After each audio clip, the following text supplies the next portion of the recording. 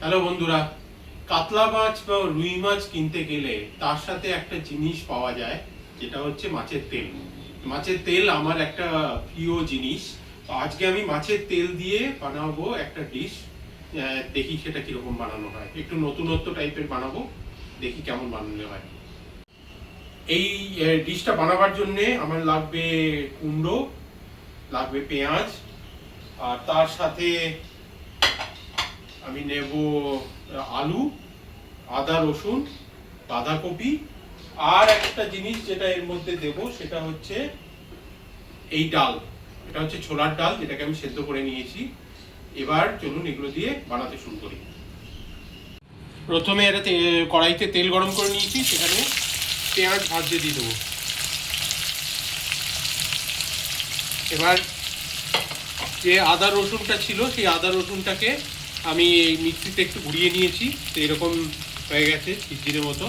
এটাও আমি দিয়ে দিলাম, দিয়ে এবার একটু নাড়িয়ে চাড়িয়ে ভেজে নেব।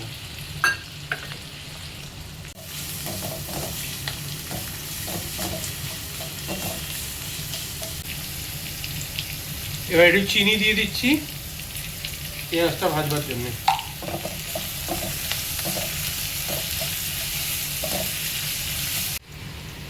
এবার সেদ্ধ করা যে ছোলার ডালটা ছিল এটা এর সাথে মিশিয়ে দিচ্ছি।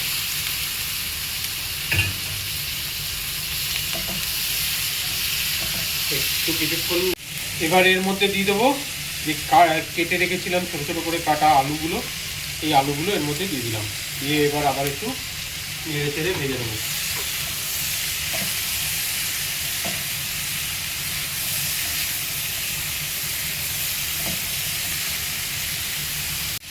আমি ওই যখন পেঁয়াজ দিয়েছিলাম তখন অল্প তেল দিয়েছিলাম, তারপর থেকে আর আমি তেল দিইনি। এবার আমি যেটা করব, মাছের তেলটা এর মধ্যে মিশিয়ে দেবো। এখান থেকেই তেল বেরোবে, বেরিয়ে বাকি রান্নাটা হবে।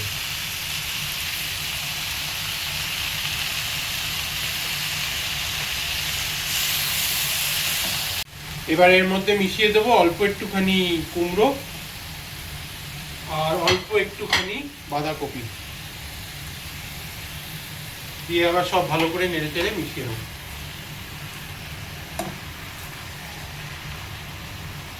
এবার এটার মধ্যে একটু নুন দিয়ে দিচ্ছি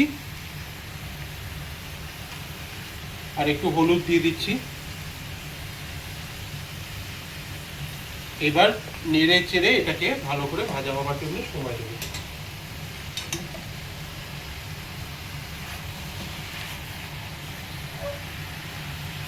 ঢাকার দিয়ে দিয়ে অনেকক্ষণ ধরে এটাকে ইয়ে করছিলাম, কড়াইতে এটা হচ্ছিল। এবার একটু জিরে গুঁড়ো দিয়ে দিচ্ছি এর মধ্যে, আর একটু লাল লঙ্কার গুঁড়ো দিয়ে আবার এটাকে ঢাকা দিয়ে কিছুক্ষণের জন্য সেদ্ধ হতে দেবো।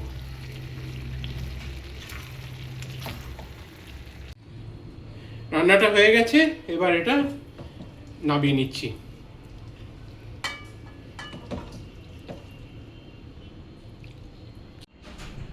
আপনারা মাছের তেলের বড়া খেয়েছেন, মাছের তেলের চচ্চড়ি খেয়েছেন, এই ডিশটা বানিয়ে খেয়ে দেখুন। এটা দুর্দান্ত খেতে, গন্ধ দারুণ সুন্দর বেরোচ্ছে।